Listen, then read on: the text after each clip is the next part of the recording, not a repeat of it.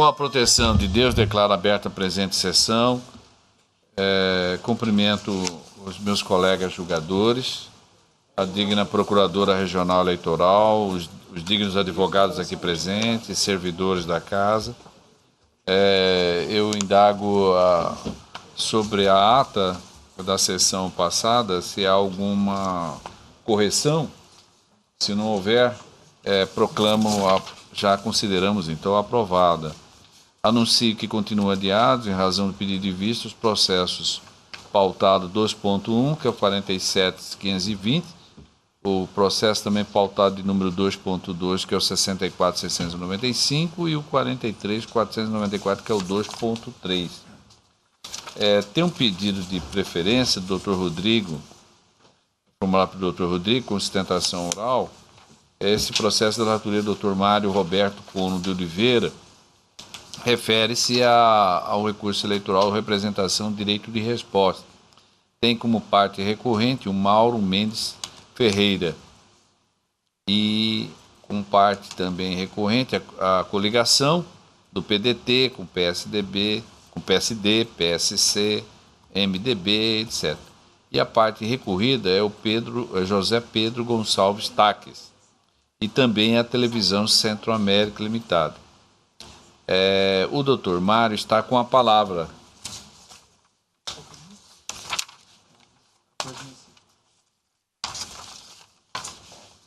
Doutor Mário com a palavra.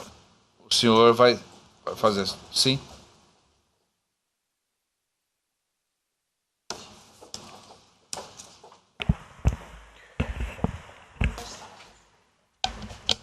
Trata-se de recurso eleitoral interposto pela coligação para mudar Mato Grosso e Mauro Mendes Ferreira em desfavor de José Pedro Gonçalves Taques de Televisão Centro-América, em face da sentença proferida e julgou parcialmente procedente a presente representação apenas para confirmar a liminar que deferiu parcialmente a tutela de urgência e determinou que os representados se abstivessem de futuras referências à expressão 800 trabalhadores estão morando em alojamento tipo de animais porque o candidato Mauro Mendes não paga os seus salários, ou quaisquer outras expressões que levem a este contexto ou entendimento. Naquela oportunidade, não reconhecia o direito de resposta pleiteado pelos representantes, ora recorrente, ao argumento de que a Justiça Eleitoral não pode intervir de maneira inadequada no jogo político, pois nele prevalecem a liberdade de expressão, a qual somente pode ser limitada caso haja ofensa, consubstanciada em calúnia, difamação ou injúria, ou se houver afirmação de fato sabidamente inverídico.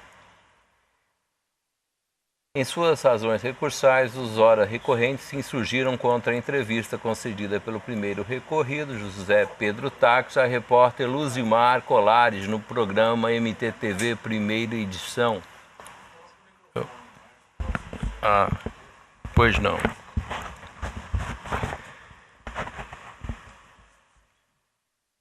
No programa MTTV Primeira Edição, no dia 12 de setembro de 2018, na emissora TVCA, em que tentou uma vez mais ligar o segundo recorrente, Mauro Mendes, com a prática de crimes e também com a figura do ex-governador Silval Barbosa. Afirma a existência nestes autos de entrevista, onde o senhor Silval afirma não apoiar e nunca ter apoiado o candidato Mauro Mendes, de modo que a afirmação de Pedro Taques é inverídica, revelando a procedência da vertente representação também neste ponto.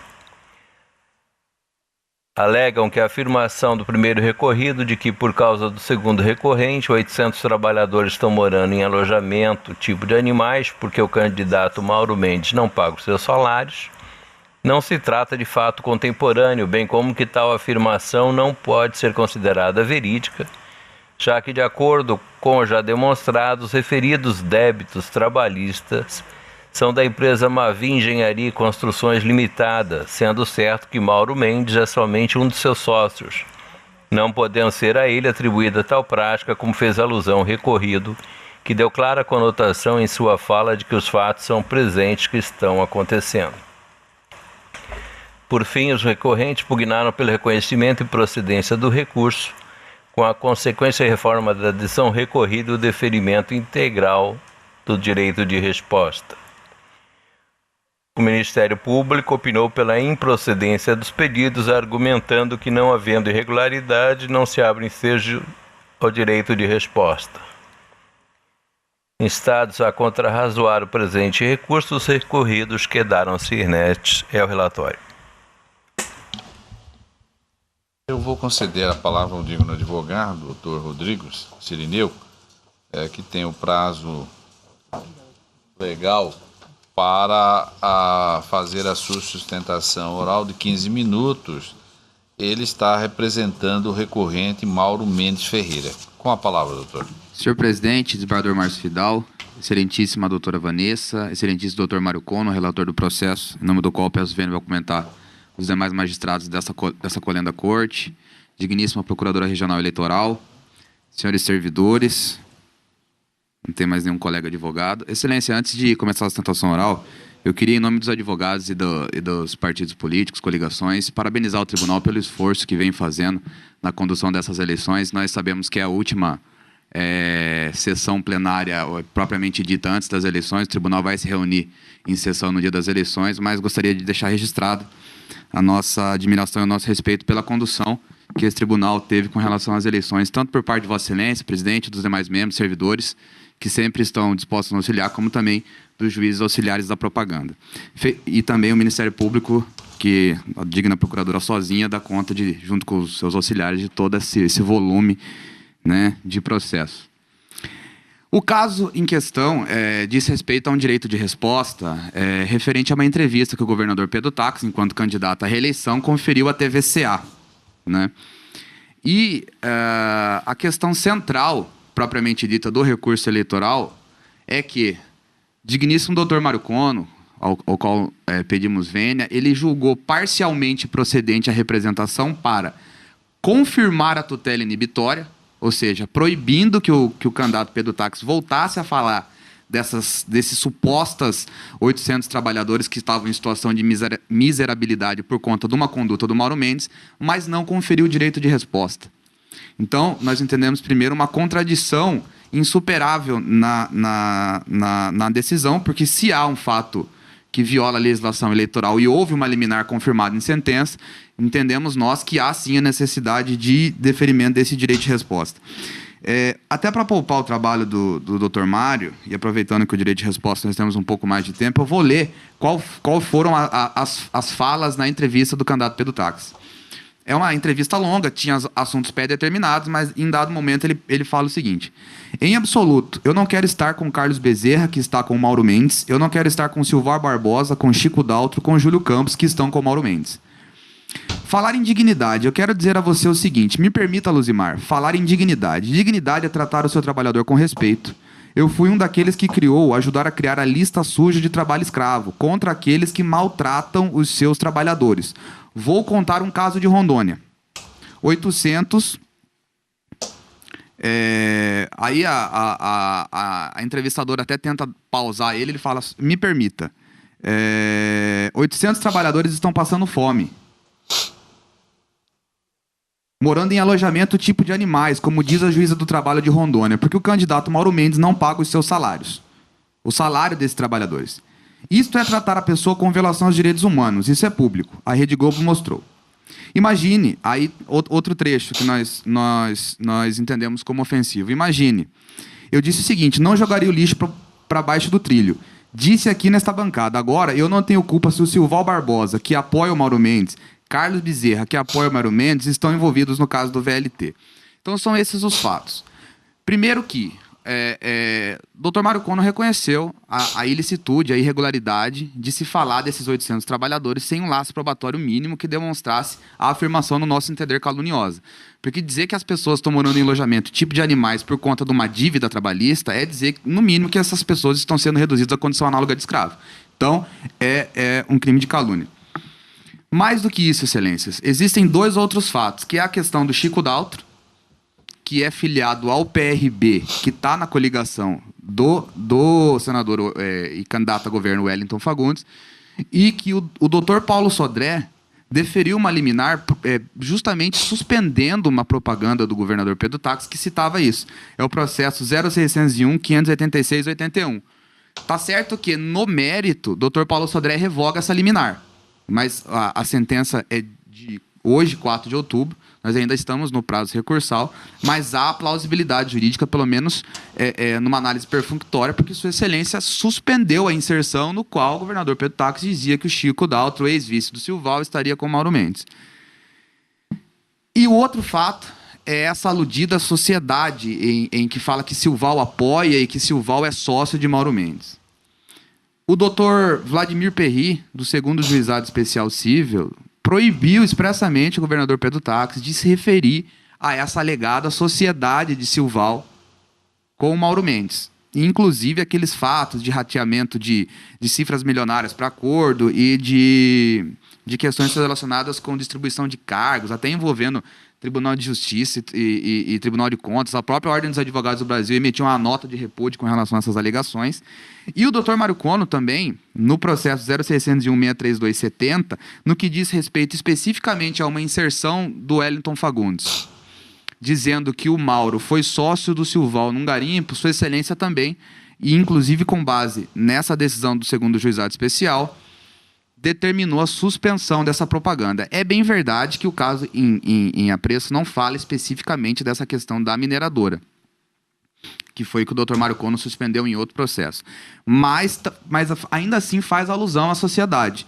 Daí o porquê da sustentação nesse recurso, sugerindo o reconhecimento de fatos sabidamente inverídicos com relação a esses dois, e no que diz respeito aos 800 trabalhadores, a afirmação do fato calunioso.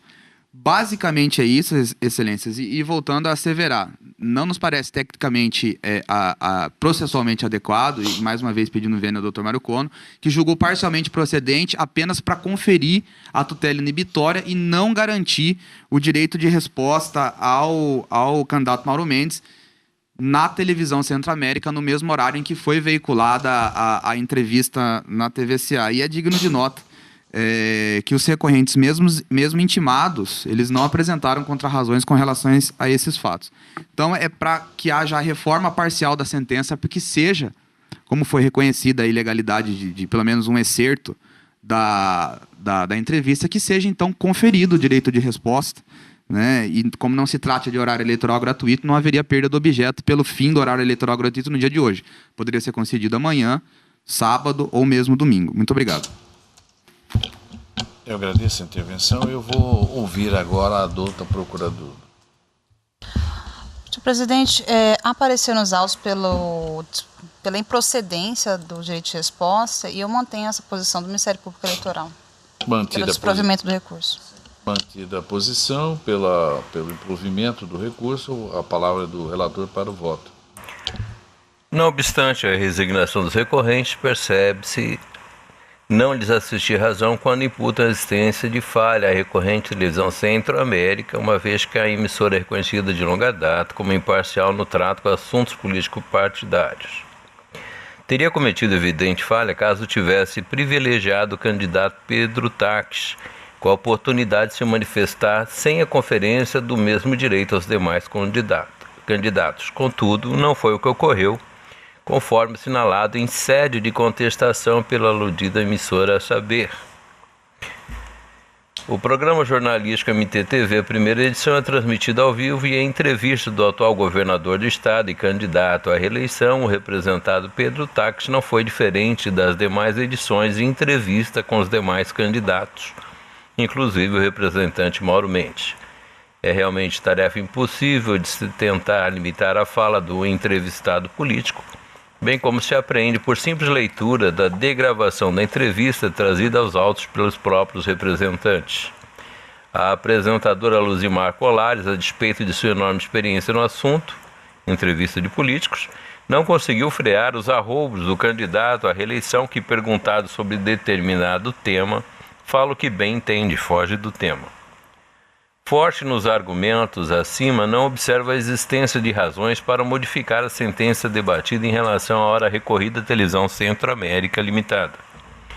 Quanto às críticas deferidas pelo candidato à reeleição José Pedro Taques, percebi que não era isso que havia sido previamente planejado pela equipe de jornalismo da TV-SA, que preparou uma pauta objetivando a discussão de temas de interesse da comunidade e projetos do interesse do Estado. Diante desse cenário, é possível assumir-se que a postura do candidato José Pedro Taques não só trouxe desgaste para o candidato Mauro, mas também para ele mesmo, que perdeu a oportunidade de apresentar para os seus ouvintes as suas propostas para melhorar a vida dos moradores de nosso Estado. Não há dúvidas de que, ao optar por criticar o seu adversário político, Pedro Taques deixou de apresentar para o eleitorado matogrossense razões pelas quais entende ser o candidato mais preparado para assumir o comando do Poder Executivo. Por outro lado, nas críticas realizadas ao candidato Mauro Mendes, não percebi a presença de elementos que pudessem demonstrar o desbordamento do discurso político, mesmo que ácidas ou irritantes para o candidato que as recebeu. Conforme afirmado na sentença, os fatos destacados pelo candidato Pedro Taques não são sabidamente inverídicos, tendo sido inclusive divulgados pela imprensa local. Assim, entendi que as críticas realizadas pelo candidato Pedro Taques são próprias do debate eleitoral, não tendo sido demonstrada a existência da transgressão comunicativa, pois tantas alegações de proximidade com Sival Barbosa e Carlos Bezerra, como a do abandono de 800 trabalhadores, buscam desconstruir a imagem do bom e correto administrador do candidato adversário, sem em nenhum momento ofender suas honras objetiva e subjetiva.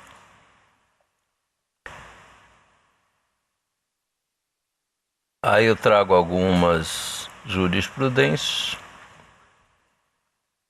Ademais, é certo que o caráter dialético imanente à disputa político-eleitoral exige maior deferência à liberdade de expressão e de pensamento, razão pela qual se recomenda a intervenção mínima do judiciário nas manifestações e críticas próprias do embate eleitoral, sob pena de se tolher substancialmente conteúdo de liberdade de expressão. Recurso ordinário 75.725, ministro Luiz Fux.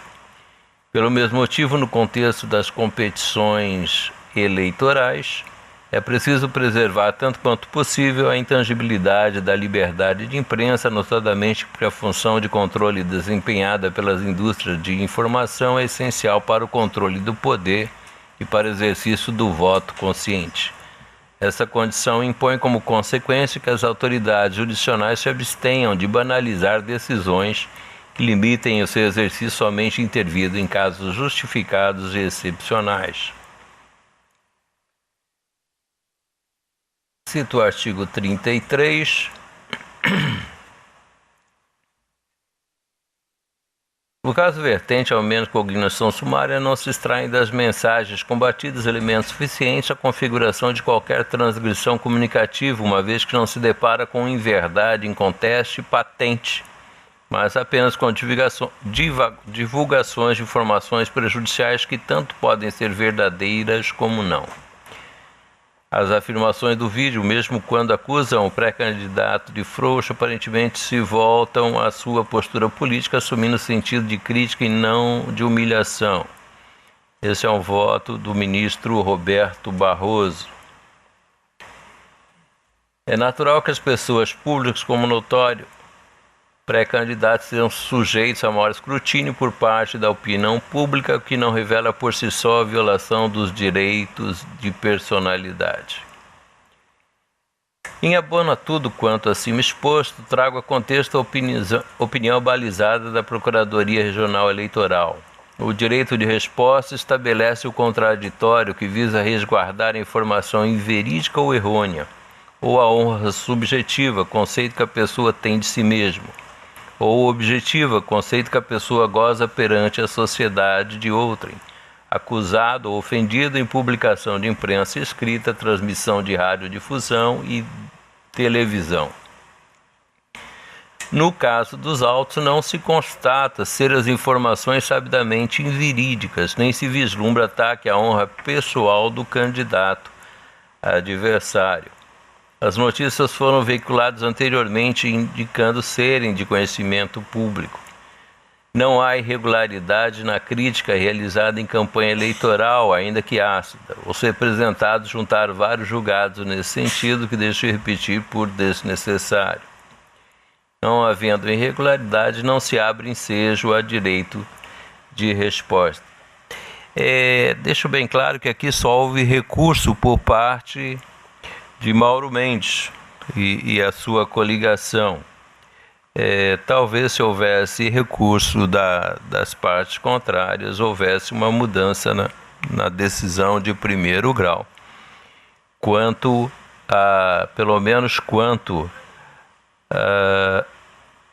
a questão do fato sabidamente inverídico, porque hoje eu reconheço que não é um fato sabidamente inverídico, há essa condição de ser possível, não quer dizer que é real. E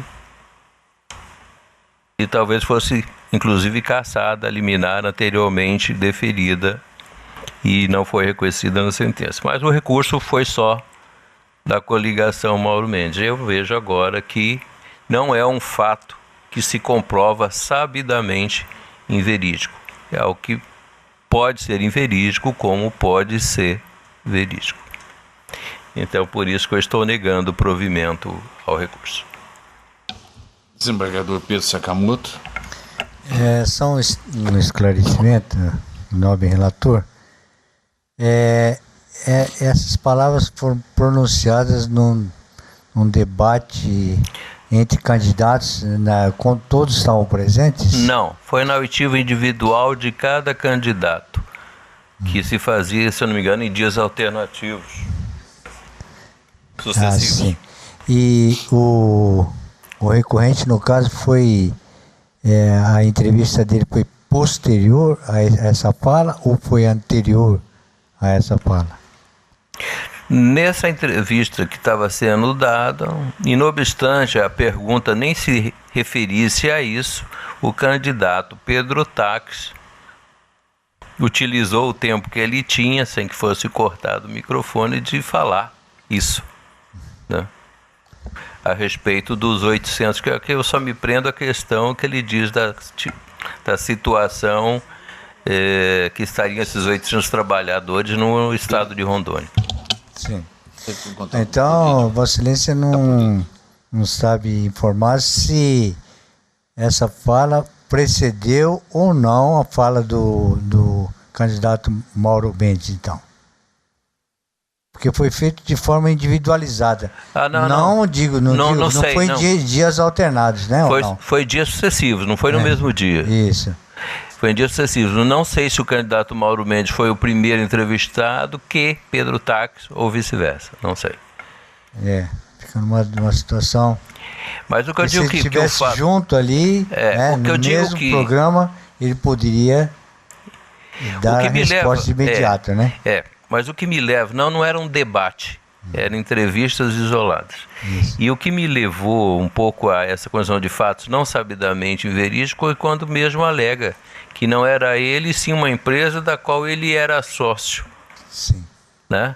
Então o caso já não deixa de ser sabidamente verídico, ou verídico aí, é melhor não entrar no termo, mas deixa margem de dúvidas. Sim. Realmente, se o fato já foi reportado antes pela imprensa de que houve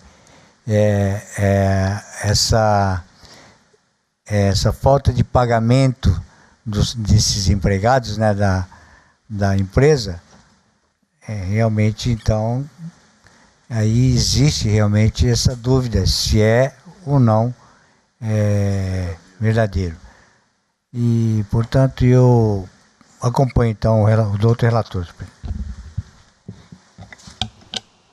Doutor Ulisses Rabaneda. Senhor presidente, eu tenho uma visão um pouco distinta da do relator por algumas razões. A primeira delas é o que eu verifico aqui, que o Dr. Mário Kono, ao deferir parcialmente a liminar, é uma decisão bem fundamentada, ele transcreve o que o candidato falou no momento da sua entrevista, né? Então aqui nós temos, conforme foi colocado da tribuna, de maneira fiel às palavras que foram ditas pelo recorrido na ocasião. Ele diz o seguinte: em Rondônia, só me permita, 800 trabalhadores estão passando fome, 800 morando em alojamento tipo de animais, como diz a juíza do trabalho de Rondônia, porque o candidato Mauro Mendes não paga os seus salários. Luzimar Colares, candidato, Pedro Tax, os salários desses trabalhadores, né?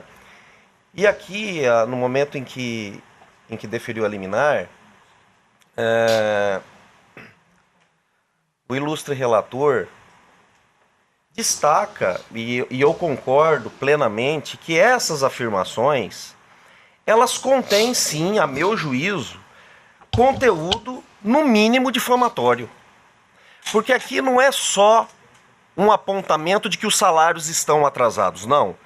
Ele está falando que essas pessoas estão vivendo como animais. Pessoas que vivem como animais são pessoas que são reduzidas à condição análoga de escravo. Então não foi uma simples crítica áspera, a meu juízo, do ponto de vista político, de dizer que ele é contumaz ao atrasar salários. Aliás, o candidato recorrido veio a esse tribunal pedir direito de resposta do que foi deferido quando ele foi acusado de atrasar salários. E aqui o contrário também deve ser verdadeiro. De modo que, se de fato não há um fato sabidamente inverídico quanto a ele estar atrasando os salários, a lei autoriza o direito de resposta também quando as afirmações tenham conteúdo difamatório, calunioso ou injurioso, conforme consta do artigo 58 da Lei 9.504/97, onde consta, aspas, a partir da escolha de candidatos em convenção, é assegurado o direito de resposta a candidato, partido ou coligação atingidos, ainda que de forma indireta, por conceito, imagem ou afirmação caluniosa, difamatória, injuriosa ou sabidamente inverídica. Aqui não há como não concordar com o relator. Se nós não temos quanto ao atraso dos salários o fato sabidamente inverídico, a meu juízo, sim, há no mínimo aqui uma afirmação difamatória, se não dizer até mesmo caluniosa, frente à força das expressões que foram utilizadas. Um outro ponto que também me chama a atenção é o que consta da sentença do nobre relator, também muito bem fundamentada, como sempre. Sua Excelência destacou na ocasião algo que também me chamou a atenção no seguinte sentido, aspas, nesse sentido, a decisão liminar somente determinou que os representados não se referissem aos termos 800 trabalhadores estão morando em alojamento, tipo de animais, porque o candidato Mauro Mendes não paga os seus salários, ou quaisquer outras expressões que levem a este contexto ou entendimento.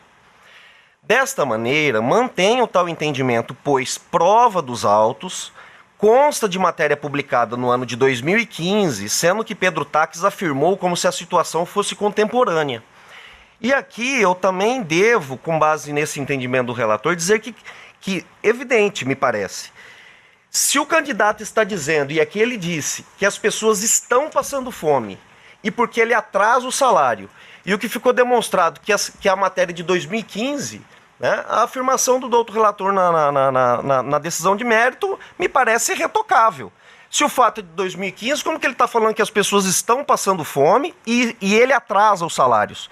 Então, neste ponto, sim, me parece que o fato é sabidamente inverídico, né? De modo que, senhor presidente, com essas considerações, louvando e rendendo todas as vênias ao doutor relator, entendo que é o caso de se deferir o direito de resposta, e aqui se justifica a presença da TV Centro-América no polo passivo. Porque, de fato, se ela não tem como controlar, especialmente numa entrevista ao vivo, e ainda que não fosse, porque seria uma censura, né, a sua permanência no polo passivo para que se cumpra, eventualmente procedente à representação, o direito de resposta. Porque se o fato tivesse acontecido na propaganda eleitoral, a emissora não teria como se negar a cumprir. porque é enviado o direito de resposta junto no material da propaganda eleitoral. Como aqui foi numa entrevista, né, me parece adequada a presença da emissora para o cumprimento da decisão, se eventualmente for sufragado as ponderações do recorrente, no cumprimento da ordem. Com base nessas considerações, senhor presidente, mais uma vez louvando e renovando vênias ao doutor relator, eu dou provimento ao recurso para garantir ao recorrente o direito de resposta.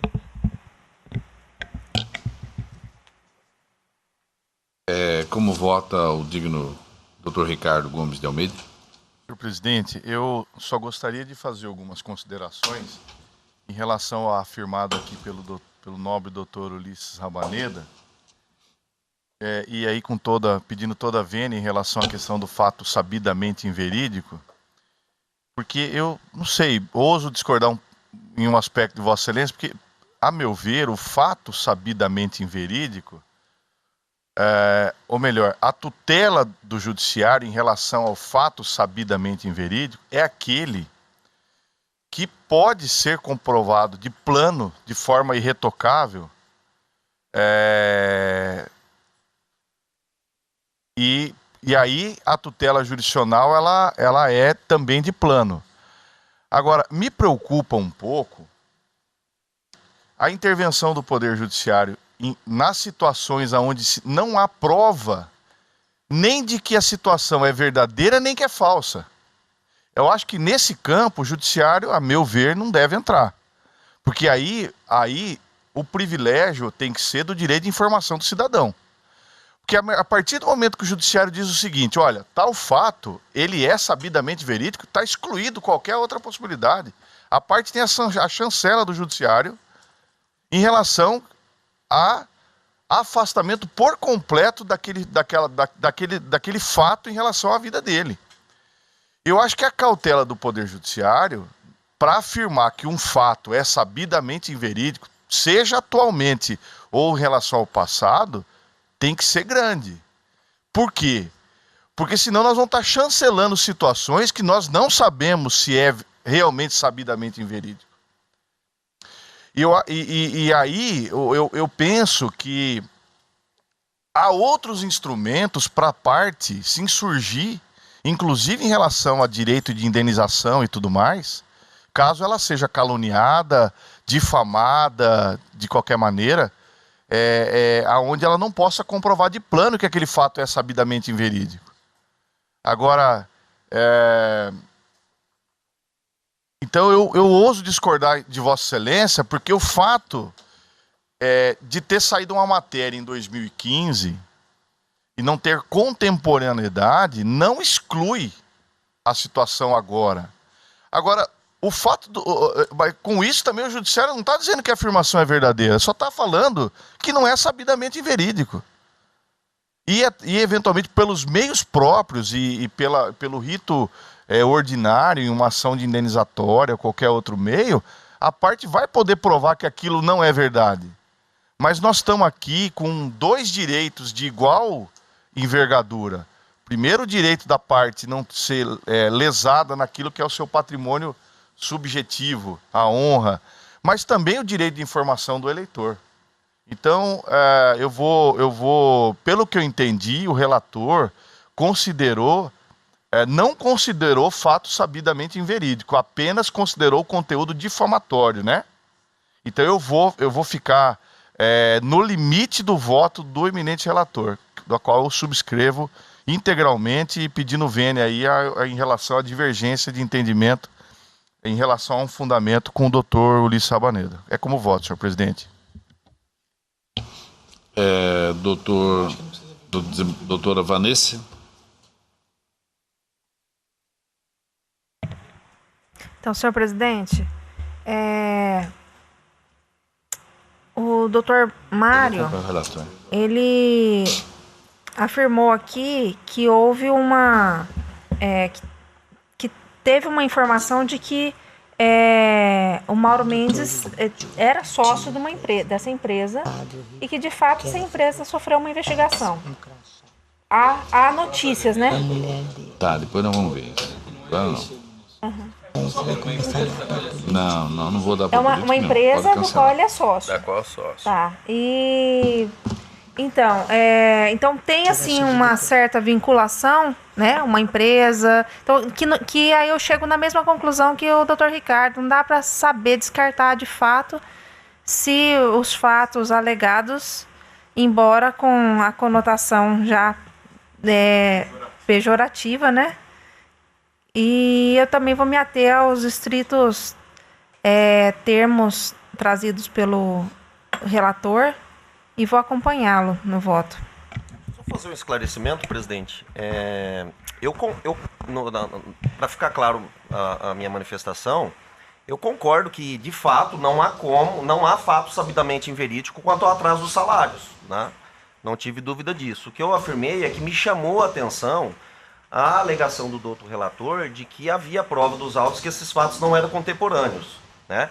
Isso é em acréscimo ao que eu entendi quanto ao primeiro, em acréscimo ao primeiro fundamento, que eu entendi a imputação, no mínimo, difamatória, né? Então, na verdade, o fundamento da minha compreensão foi que a fala dele era, no mínimo, difamatória, podendo chegar até mesmo, né, a se falar em calúnia. Ele falou que pessoas estavam ali como animais, né? E aí eu fiz o acréscimo, mas não há como não concordar com Vossas Excelências também, e eu não digo que o fato dos atrasos era sabidamente verídico, isso eu concordo. Eu pensei nessa vertente também, doutor Ulisses, mas se você, pensando como criminalista, se você pensar a questão contra a honra, nós temos a calúnia, a difamação e a injúria. Tanto a calúnia quanto a difamação alegam sobre os fatos, então estariam aí, né? Seja ela uma difamação ou se configurar um crime na calúnia. Mas todas elas comportam-se da verdade, então não é nesse contexto, talvez, que pudesse ser analisado isso também, ainda mais nessa rapidez que nós precisamos, né? Então, ainda assim, não fica um fato sabidamente verídico, porque pode haver prova de acessão da verdade. Então, fica ainda... Por isso que eu também não entrei nesse mérito. Peleja. Então, penso, do final para o começo, questão da exceção da verdade nos crimes contra a honra, eu penso que tem que haver uma secção aqui em relação à independência das instâncias. Porque nessa seara, nesse debate eleitoral,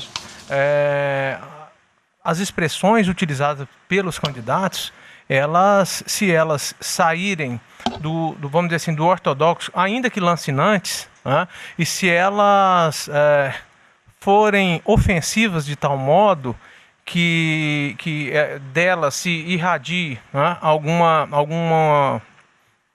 alguma expressão injuriosa, caluniosa, o remédio é o direito de resposta. O remédio é o direito de resposta. Tá? Então, assim, ao mencionar que um candidato, ao mencionar que o outro, ele estava ali em uma entrevista, tá?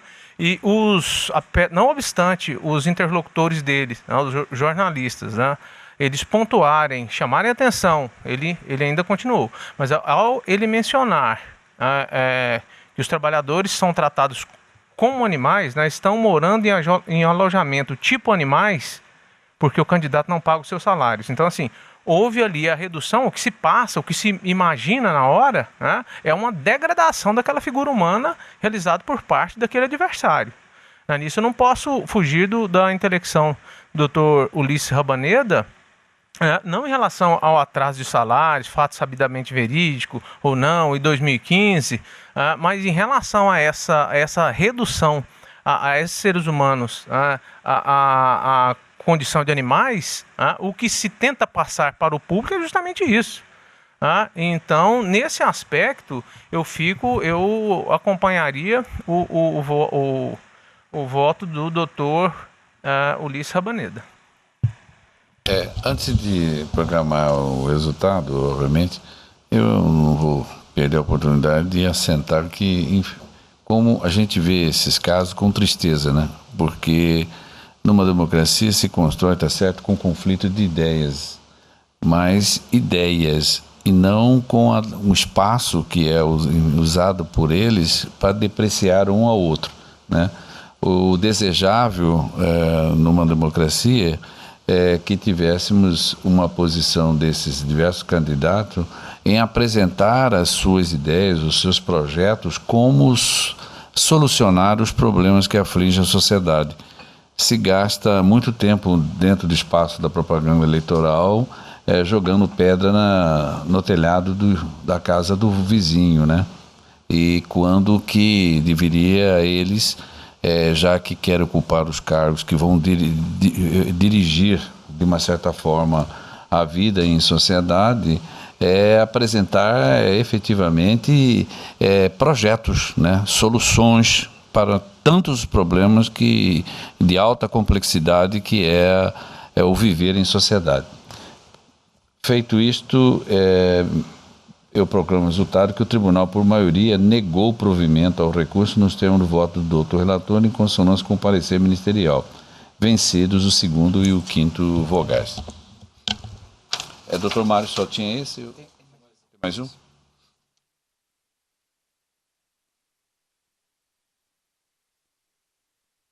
Faço pregão do processo 1.5 do processo eletrônico 0600-930. Recurso eleitoral, representação, propaganda política, propaganda eleitoral, internet. A parte recorrente é a Procuradoria Regional Eleitoral. A parte recorrida é o José Pedro Gonçalves Taques. O doutor Mário Cono de Oliveira, que é o relator, com a palavra.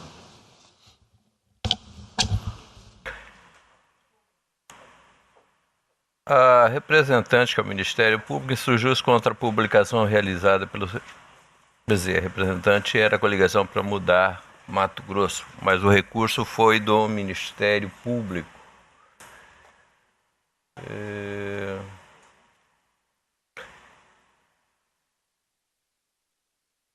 Mas a representante surgiu-se contra a publicação realizada pelos representados, efetuada no dia 25 de agosto, no aplicativo Instagram, em que há uma foto sem indicação do candidato ao cargo de vice-governador, nem mesmo do número com que concorre, do número do CNPJ ou da coligação. Assinalou que dentro do período permitido para a propaganda eleitoral, a publicação deveria respeitar o disposto na Resolução 23.551 e na Lei 9.504, para concluir que o segundo representado veiculou propaganda eleitoral irregular sem indicação do nome do candidato ao cargo de vice-governador nem da respectiva coligação. A liminar foi deferida, determinada a remoção da postagem. Os representados apresentaram contestação, afirmando a tempestividade da defesa e no mérito que a propaganda objeto da representação foi retirada e que, embora os parágrafos 3º e 4º refiram-se ao mesmo artigo 36, a penalidade de multa prevista no parágrafo 3º somente diz respeito à realização de propaganda extemporânea. E tal situação fica clara ao se observar a Resolução 23.551, pois a propaganda extemporânea é tratada no parágrafo 4º do artigo 2º, enquanto que o dispositivo que trata da obrigatoriedade do nome do vice é tratado no artigo 8º, sem qualquer previsão de multa. O Ministério Público Eleitoral opinou pela procedência total da representação, inclusive com a aplicação de multa, sob o argumento de que, restando em controvérsia a violação ao disposto no artigo 36 da Lei 9.504, mais especificamente no seu parágrafo 4º, não é possível afastar a incidência de multa prevista no parágrafo 3º do mesmo dispositivo.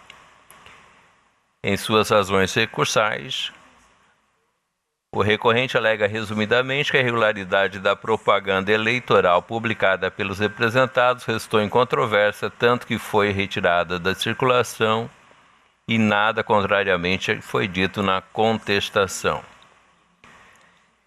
Assevera que a multa não foi aplicada por tratar a irregularidade da hipótese do parágrafo 4º do artigo 36 das eleições, enquanto a sanção está prevista no parágrafo 3º do mesmo dispositivo, e que os representados de fato alegaram que a penalidade se incidiu apenas nos casos da propaganda extemporânea, já que a resolução trata do tema no parágrafo 4º do artigo 2º, prevendo a multa, enquanto que a obrigatoriedade da veiculação do nome do vice está previsto no artigo 8º, sem previsão de sanção.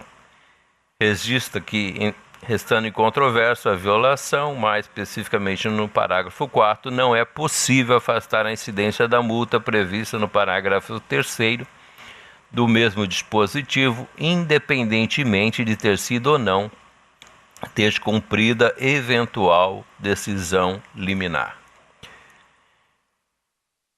Os recorridos nas contrarrazões alegam preliminarmente a falta de interesse recursal do Ministério Público, haja vista que essa não é parte na presente representação, atuando somente como custos legis. E que até a representante concordou com a sentença, deixando de apresentar o recurso eleitoral. No mérito, refuta totalmente as razões de recurso. Em síntese, é o relatório, senhor presidente. Conceda a palavra, faculta a palavra a parte recorrente. Não, a parte recorrente dispensa aqui presente. O relator para o voto, se puder sintetizar. O voto é o seguinte: eu concordo com o Ministério Público, eu estou, como relator, modificando a própria sentença para acatar as razões da recorrente do Ministério Público. Porque realmente está previsto todo o artigo e o parágrafo 4º. O parágrafo 3º que se aplica a todos os casos do artigo, e o parágrafo 4º faz parte do artigo, então eu vi que houve erro da minha parte, estou provendo o recurso. Parcialmente procedente a representação, correto? Isso. Agora o senhor está retratando e aplicando e multa dando, o senhor está ampliando, né, a sua decisão. E na aí fazendo incluir a sanção acessória. Do Ministério Público isso, também. A sanção acessória o senhor está aplicando. É isso? Todos os colegas estão de acordo? Pois não. Eu vou colher então o voto, só um minuto. Instagram, né? Tem semelhança com aquele caso julgado onde ele tira uma foto e põe no Facebook? É semelhante? Tem semelhança. Eu até acredito que tem, até pensei nisso também. Contudo, eles não recorreram. O relator entendeu pela procedência que havia irregularidade na propaganda, mas não aplicou a multa. Né? Sim, aí o Ministério Público recorreu apenas requerendo a multa. E então, como eles não recorreram, o sucumbente não recorreu, não tem como a gente chegar a outra conclusão. Né? Porque se a irregularidade foi constatada e o relator constatou e não houve recurso quanto a isso, nós não podemos aqui dizer que está regular a propaganda, só nos resta aplicar a multa. Né? Também pensei nisso. Teve uma ampla discussão que eu não participei, porque era o Dr. Jackson, né? Mas eu acompanhei. Com o relator. Sim, todos estão de acordo? Então proclamo o resultado. O tribunal, por maioria, deu provimento ao recurso nos termos do voto.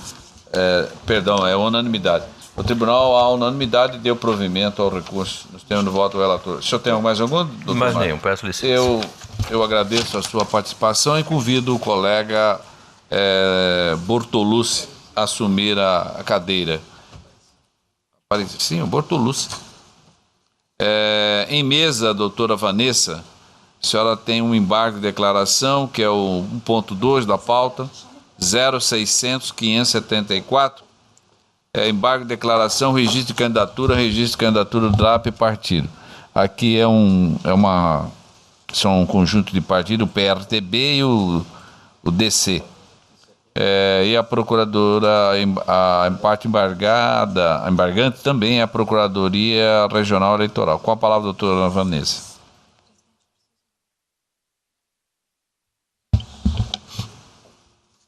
Eu estou abrindo corretamente aqui.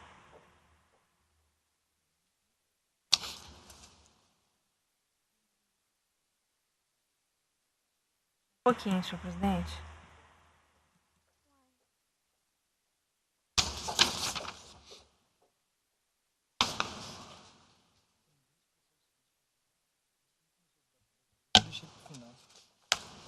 Pode me auxiliar? até hoje. Você quer liberar? Não está liberado ainda. Vai lá no...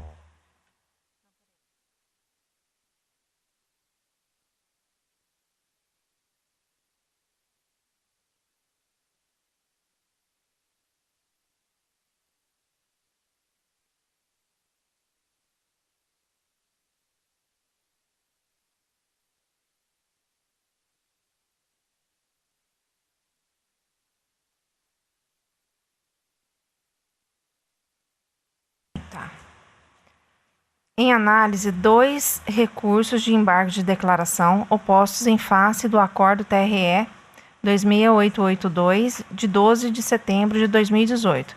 Decisão colegiada que rejeitou os embargos de declaração anteriormente opostos pela coligação Fé e Trabalho 3, nestes autos de demonstrativo de irregularidade de atos partidários, DRAP. Transcreva a ementa e a decisão. Poupo-lhes a leitura. Agora, a coligação Fé e Trabalho 3 apresenta embargos de declaração nos embargos de declaração, portanto, segundo os embargos, desta feita alegando que, embora a convenção do PRTB tenha sido presenciada por mais de 59 pessoas, conforme a ata da mesma, aquelas pessoas não tinham direito a voto, porque somente os convencionais do partido é que tinham poder de decisão. Requer o acolhimento dos declaratórios para que seja reformado o julgado deste plenário que indeferiu o presente DRAP. A Secretaria Judiciária certificou que os embargos são tempestivos. Por seu turno, a douta Procuradoria Regional Eleitoral também opôs embargos de declaração, face ao Acordo 26882. Sustenta o parquê omissão no voto condutor e na ementa, pois a decisão deixou de constar que o indeferimento do DRAP implica prejuízos dos pedidos de registro de candidatura a ele vinculados, inclusive aqueles já deferidos, elemento essencial que deve ser agregado ao ato decisório. Requer o acolhimento dos aclaratórios, então, para que seja sanada a omissão. A Secretaria Judiciária certificou que os embargos são tempestivos, devidamente intimados os declaratórios. Quanto aos declaratórios opostos pela douta PRE, a coligação Fé e Trabalho 3, na posição de embargada, requer o desprovimento dos embargos. É o relatório. A senhora pode continuar com a palavra para o voto? Senhor presidente, só um pouquinho que eu acabei saindo do...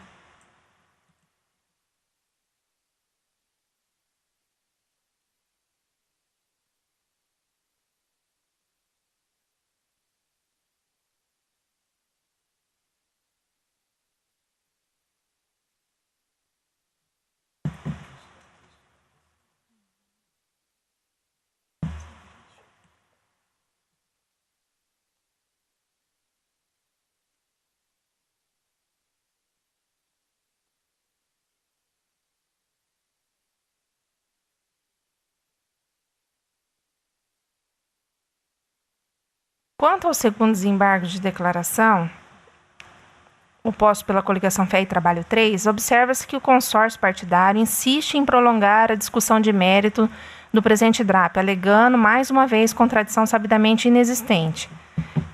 Quando do julgamento do DRAP, esta relatora deixou muito claro que a convenção do PRTB deliberou pela formação de chapa pura para o cargo de deputado federal, sendo que a mesma convenção jamais autorizou a executiva estadual a decidir por formação de uma coligação.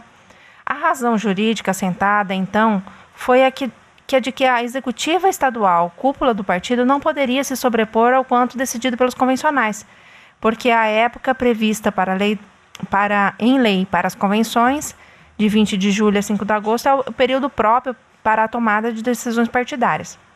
É irrelevante, portanto, como explicitado no julgado, que as decisões tenham sido tomadas por todos os presentes na convenção ou só por aqueles que supostamente detinham o direito de voto. O importante é que, diante da falta de autorização da própria convenção, a direção estadual do partido não poderia posteriormente decidir pela formação de uma coligação que a convenção nunca autorizou. Sem autorização expressa na ata de convenção, não se pode alterar depois o que os convencionais decidiram, independente de quantos foram os convencionais votantes.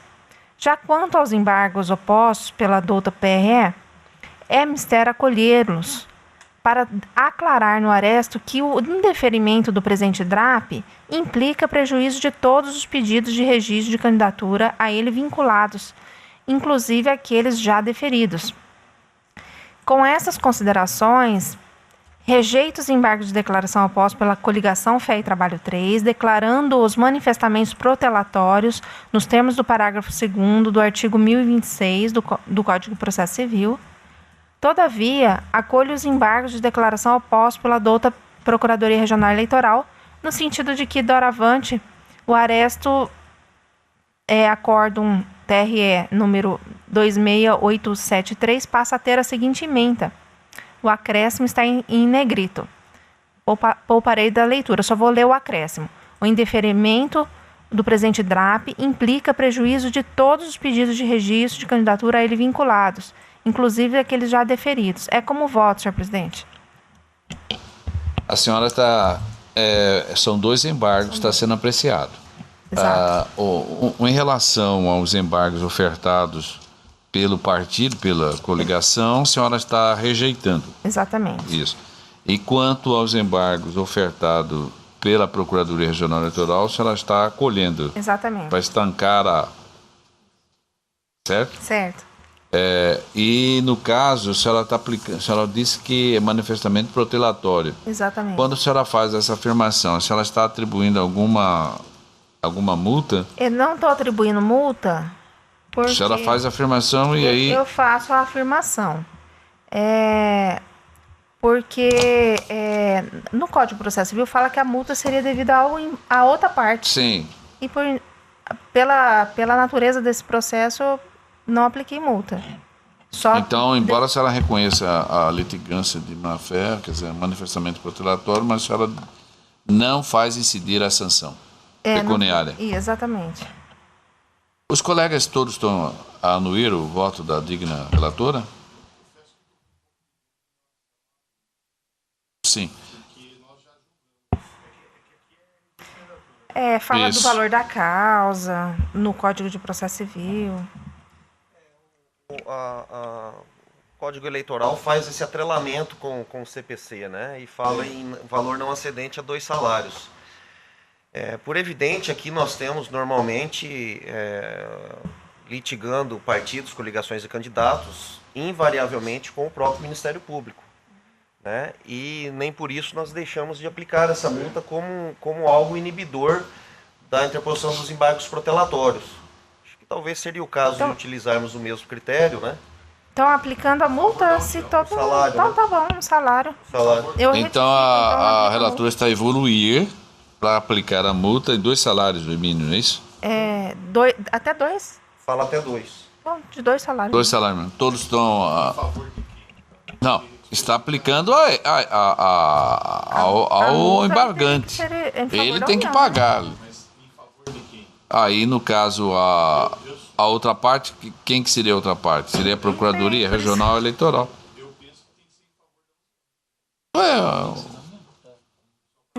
Da União? Então, se ela faz o seguinte, se me permita a sugestão, na parte dispositiva, aplicar a multa do salário mínimo em prol da União. Veja que nos processos de prestações de contas, que também tem um caráter de jurisdição voluntária quando não impugnado, como os registros de candidatura, as multas que são aplicadas, elas se revertem em favor da União, tanto que é a União quem os executa aqui, né? Então, acho que é o mesmo tratamento que... Todos estão a concordar a essa parte? Então eu vou proclamar o resultado. O Tribunal, por unanimidade, rejeitou os embargos de declarações opostos pela coligação, declarando os manifestamentos protelatórios com aplicação da multa de 2 salários mínimos em prol da União. E quanto ao embargos da Procuradoria Regional Eleitoral, o acolheu, tá? Nos termos do voto da relatora. Doutora Vanessa, ela continua com a palavra. Tem uma impugnação de registro de candidatura, o RRC, candidato ao cargo primeiro suplente senador. Aliás, que é o último processo que está pendente, não é isso, Breno? É o último que está pendente? Impugnante é a Procuradoria Regional Eleitoral e a parte impugnada é o Jorge Andrade Silva. É aquela questão da desincompatibilização em tempo, no limite legal, não é isso? Aí houve uma dúvida, na verdade já tinha começado o julgamento, aí surgiu a dúvida surgiu a dúvida. Tá. A senhora está com a palavra, por gentileza. Tá.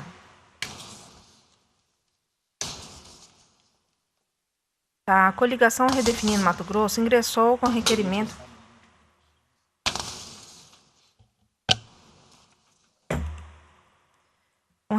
de registro de candidatura de Jorge André Silva Ribeiro para concorrer ao cargo de primeiro suplente senador nas eleições de 2018, sob o número 188.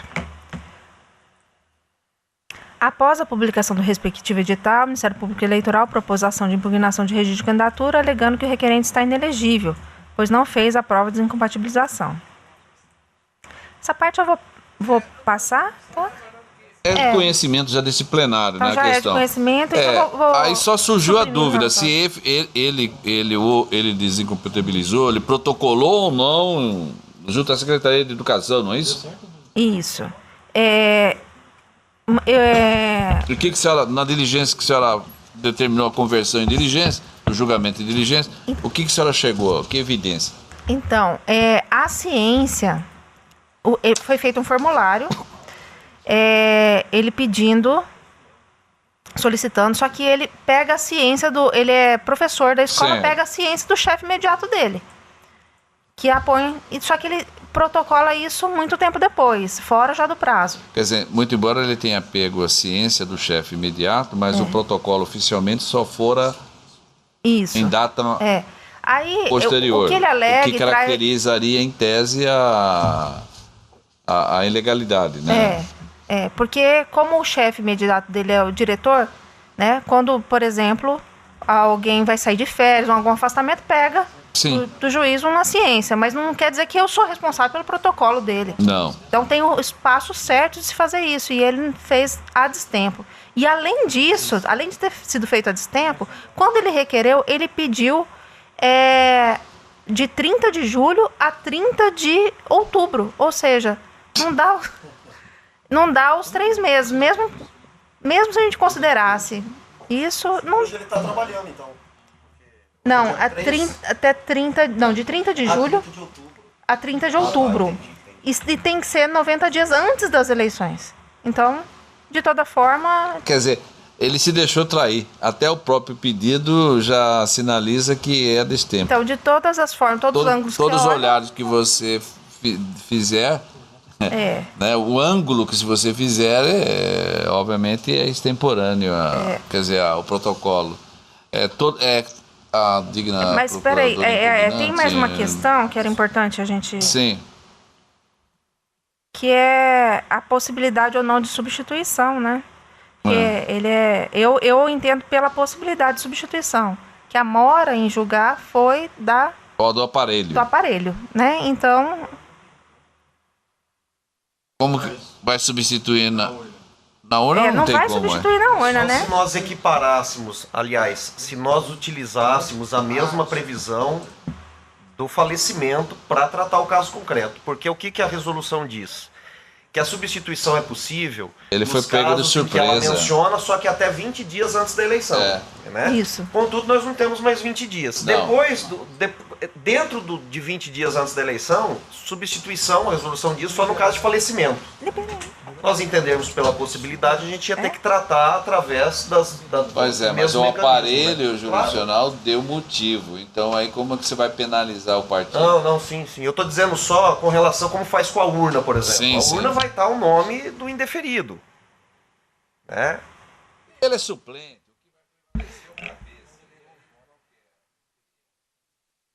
Não liberei o voto, só um momentinho. Vamos voltar lá. Eu só vou liberar o voto. Senhor presidente, aqui. Painel.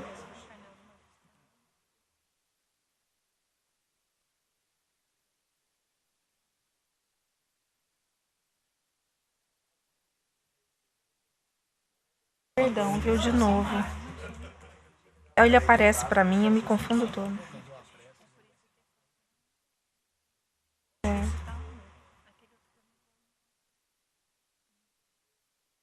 por exemplo, tá, aqui.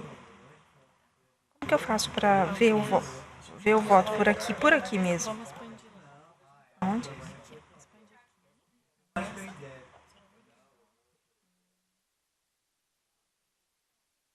Expande de novo.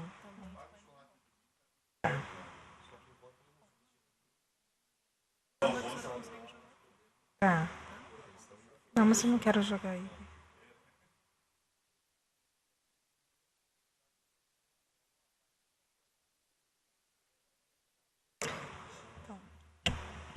Então, no fim do voto, eu coloco: com a publicação do presente decisão, fica intimada a coligação para efetuar a substituição do candidato. Tá? Autorizando a coligação a fazer a substituição do candidato. Sem alteração na urna, né? Aí o parágrafo 4º do artigo 68 da resolução, ele traz uma situação que é para o caso de falecimento, né? Contudo, dá para usar analogicamente o seguinte: se ocorrer substituição após a geração das tabelas para elaboração da lista de candidatos e preparação das urnas, o substituto concorrerá com o nome, o número e, na urna eletrônica, com a fotografia do substituído. Na hipótese de substituição, cabe ao partido político ou à coligação dar ampla divulgação ao fato. Contudo, nós temos que fixar o prazo. 24 horas. Enquanto não houver a substituição, o registro da chapa toda tem que constar indeferido. Está condicionada. Né? Fica condicionado o deferimento à substituição. A senhora poderia fazer uma adequação aí na parte final do teu voto. Aí todos os colegas estão de acordo? Todos os colegas estão de acordo? Então, proclama o resultado. O Tribunal por Unanimidade julgou procedente a impugnação e indeferiu o pedido de registro de candidatura de Georgia André Silva Ribeiro nos termos do voto da douta relatora, onde estará consignado que o partido é intimado em 24 horas para fazer a substituição, tá? E este acordo vai ser publicado em sessão, tá? Nesta sessão.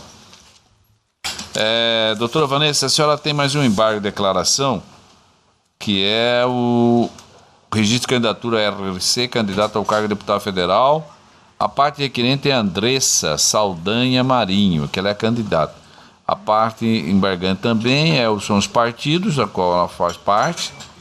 E a parte embargada é a Procuradoria Regional Eleitoral, com a palavra a douta relatora. Tá. É o 1.4, processo 0600 575. Se a senhora puder sintetizar, dizer a razão da embargabilidade. Sim, ela traz uma ficha de filiação, que ela trouxe um documento, uma ficha de filiação com data anterior ao prazo estabelecido em lei para envio.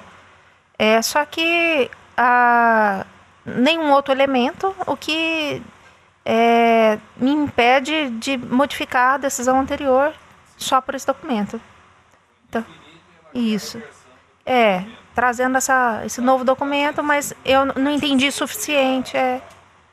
A exigência legal. Todos estão de acordo com a rejeição dos embargos?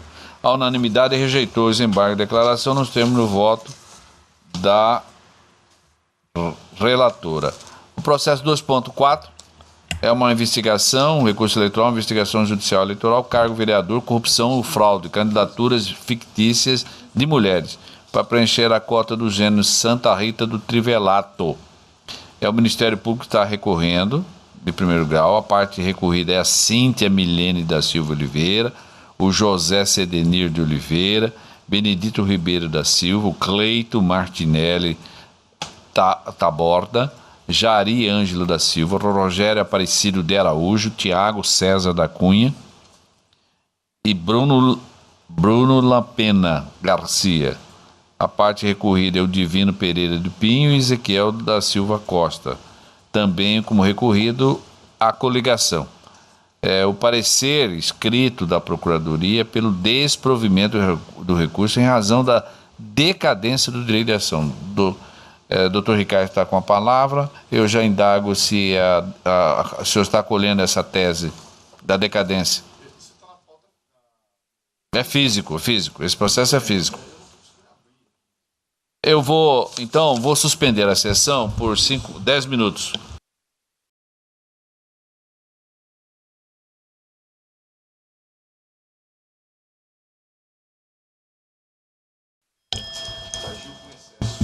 Reabrindo os trabalhos, como havia anunciado, o processo 2.4 é físico, 26.261, ação de investigação judicial eleitoral, cargo do vereador. O Ministério Público Eleitoral, que é o recorrente, e a parte recorrida já foi anunciada. O parecer escrito é pelo desprovimento do recurso em razão da decadência do direito de ação. Doutor Ricardo, com a palavra. Eu já indago. O senhor está acolhendo a tese? Estou acolhendo a decadência. A tese da decadência. Na linha do parecer ministerial. É. Todos estão de acordo? De acordo. O senhor tem que liberar o voto, por gentileza.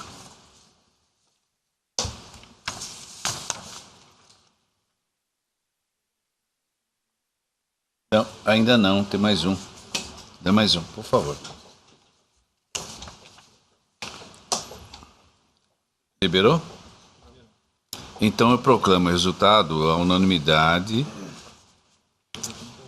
acolheu a decadência do direito de ação nos termos do voto do relator. Como que é a conclusão do doutor Ricardo, por gentileza? Quer que eu leia? O senhor está negando provimento. Primeiro ainda, né? É esse que eu anunciei.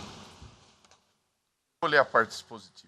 O senhor está negando provimento, mas no caso o senhor reconhece a decadência. Estou reconhecendo a decadência. O senhor reconhece a decadência e aí, obviamente, tem que extinguir o processo com resolução de mérito. Na verdade, eu até queria fazer uma consulta, estou vendo agora, parece que está em dissonância com o parecer ministerial, né? O parecer é pelo provimento, pelo desprovimento do recurso. Negando provimento. No caso, o senhor está reconhecendo a decadência. Exato. E, consequentemente, extinguindo a ação. Na verdade, o parte positivo ficou dentro do exposto, em dissonância com o parecer ministerial, ante a ausência de informação do litisconsórcio passivo necessário, nego o provimento ao recurso. E reconheço, ex officio, a decadência do direito. Compreender, já sei. O parecer também. Razão pela qual desisti do processo. Ok, então fica programado esse resultado. Na sequência, em mesa, um outro processo físico da relatoria do Dr. Ricardo Gomes de Almeida, que é o 26.176. É um recurso eleitoral, ação de investigação judicial eleitoral, cargo vereador, corrupção ou fraude. Candidaturas fictícias. É o mesmo assunto do anterior. É a mesma coisa? O senhor acolhe até a tese da decadência? Exatamente. Embora, aqui no caso, o parecer escrito é pelo provimento do recurso, a fim de ser declarada nulidade da sentença. E o senhor está reconhecendo a decadência. Exato. Certo? A procuradora ratifica o parecer, ratificado o parecer, então todos estão de acordo? A unanimidade deu provimento ao recurso nos termos do voto do doutor relator. Neguei provimento. Negou provimento. Isso, por favor. O tribunal, por unanimidade, reconheceu de ofício a decadência, nos termos do voto do doutor relator.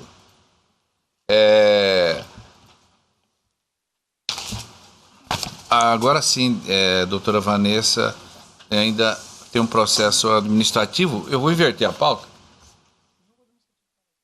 Vou julgar o administrativo porque tem a participação da colega, doutora Vanessa. Eu vou chamar ao julgamento o processo administrativo. É do processo judicial eletrônico, é o 0600-985. Assunto é processo administrativo, minuto de resolução, instalação de centro de detenção provisória, Caldeões, eleições gerais. Não é esse o assunto, não. O assunto aqui seria a substituição que a colega magistrada designada para presidir a audiência preliminar do município de Rondonópolis, doutora Maria da Graças Gomes da Costa, informou que não poderá exercer sua função dia 7 em razão do grave enfermidade que acometeu sua genitora. Em razão disso, eu estou encaminhando voto no sentido de designar o excelentíssimo senhor Ramice Ibrahim, que é o juiz da primeira juizada especial daquela comarca, para presidir as mencionadas audiências no dia da eleição de 2018. Todos estão de acordo? A unanimidade, o tribunal alterou em parte, né, a resolução que dispõe sobre a instalação de centro de detenção provisória eleições gerais de 2018. Ok. Eu trago a julgamento, agora volto à pauta novamente, judicial, e anuncio o processo 1.1, que é o 0600-923. O assunto aqui é a exceção de suspeição de juiz membro deste tribunal. O recipiente é a Procuradoria Regional Eleitoral. A parte excepta é a doutora Vanessa Curti Perenha Gasques. A relatoria é do doutor Antônio Veloso Peleja Júnior, que está com a palavra.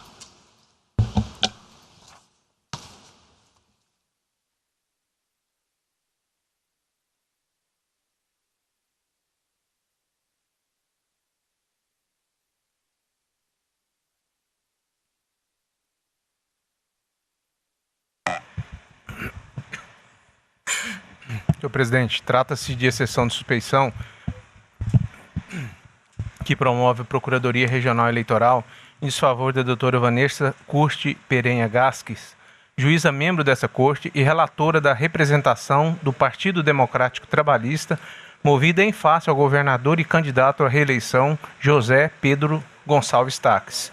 Alega a Procuradoria que poderia haver falta de isenção da excepta para julgar o candidato José Pedro Gonçalves Taques, pois foi recebido o ofício GJR número 048/2018 da Assembleia Legislativa do Estado de Mato Grosso, em 13 de agosto de 2018, contendo descrição de denúncia anônima, relatando que, abre aspas, Erivelto da Silva Gasques, cônjuge da excepta, teria efetuado 3 doações totalizando o valor de R$500 mil para a campanha do então candidato ao governo do estado, Pedro Taques, por intermédio das empresas Dismobras, Importação, Exportação e Distribuição de Móveis e Eletrodomésticos S.A., Nordeste Participações S.A. e WG Eletro S.A., e que, além disso, o governo do estado, por intermédio da Secretaria de Estado de Gestão, teria firmado um contrato de 9 milhões para locação de um imóvel e conjunto de bens imóveis para instalação e funcionamento do Centro Logístico de Armazenamento e Distribuição do Estado, local que pertenceria à família do empresário Erivelton Gasques. Fecha aspas.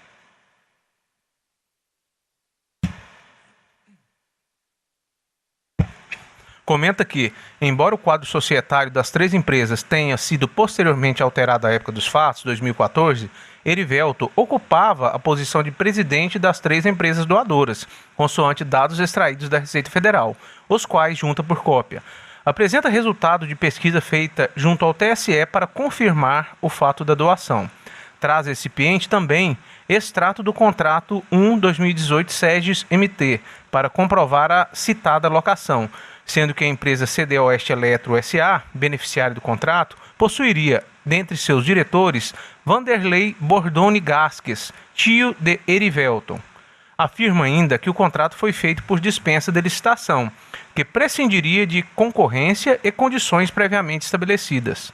Pontua que a ligação entre a CD Oeste e a Citilar é evidente, pois que até o contrato eletrônico da primeira é de domínio da segunda. Fundamenta a base jurídica no artigo 145.4 do Código de Processo Civil, segundo o qual a suspeição do juiz interessado no julgamento do processo em favor de qualquer das partes, e artigo 252 do Código de Processo Penal, segundo o qual o juiz não pode exercer jurisdição no processo em que ele próprio ou seu cônjuge ou parente, consanguíneo ou fim em linha reta ou colateral, até o 3º grau, inclusive, for parte ou diretamente interessado no feito.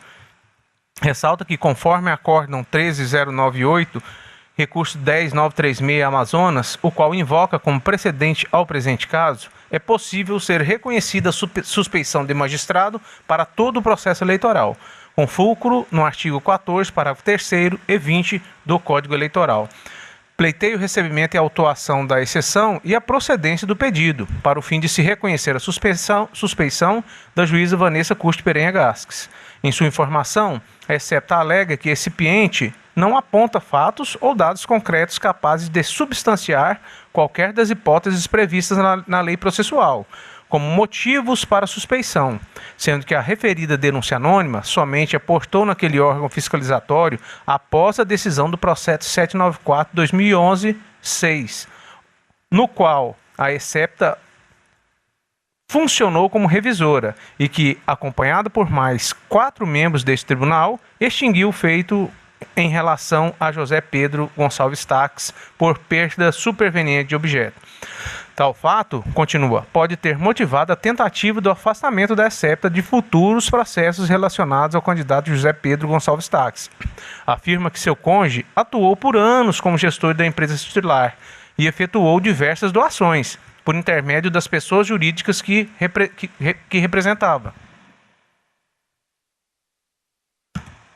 Doações para vários políticos e agremiações partidárias, em inúmeras campanhas pretéritas, dentre os quais eleição 2010, Pedro Henri Neto, José Geraldo Riva, Silvaldo Alcunha Barbosa, Blairo Borges Maggi, eleição 2008, Flávio Daltro Filho, Mauro Mendes Ferreira, Onofre Freitas Júnior, Ricardo Luiz Henri, eleição 2006, Blairo Borges Maggi, Francisco Tarquínio Daltro e Pedro Henri Neto.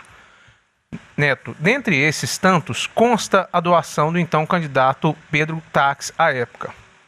Esses fatos, contudo, segundo alega, abre aspas, nunca foram motivos para tornar a magistrada suspeita, tanto que já proferiu decisões a favor como em desfavor de candidatos que receberam a doação das empresas referidas. Comenta que é magistrada federal e atua em juízo no qual há inúmeras ações de improbidade administrativa, sendo comum que haja decisões em processos que tenham como réus candidatos que receberam doações. Isso ocorreu, por exemplo, no caso da procedência na ação de improbidade administrativa que tem por réu Pedro Henri, processo 13.540-10/2006, sentença prolatada em 16 de setembro de 2015. Em voto no recurso criminal 2892, no qual foi declarado nulo o procedimento criminal de José Geraldo Riva. Especificamente, em relação a José Pedro Gonçalves Tax, realizou bacenjude, medida restritiva de direitos, em cumprimento de sentença no processo 8702-24/2006, que tramita na 2ª Vara Federal desta capital, bem como já proferiu representação eleitoral por conduta vedada 605-6825/2018. Aduz que o primeiro exame feito acerca da suspeição é pelo próprio magistrado, que tem uma autorreflexão acerca da isenção. Pondera que nunca hesitou em se dar por suspeita quando sentiu que poderia ter a sua imparcialidade atingida, sendo que nesta corte eleitoral declarou-se suspeita nos processos de Fábio Garcia e Francis Mares.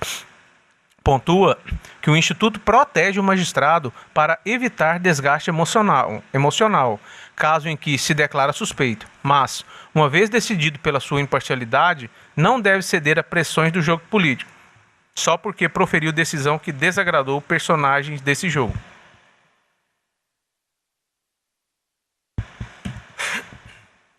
Comenta que pouco importa permanecer ou não no processo, sendo que cabe ao tribunal decidir sobre isso. Ainda, o magistrado não pode, para se proteger de ataques pessoais, deixar de votar acerca dos limites da lide, sendo inevitável que haja descontentamento de alguns grupos. Quanto à dispensa de licitação, em relação ao imóvel, ao contrato de locação, afirma que é comum essa modalidade quando visa atender necessidades de instalação de órgãos públicos.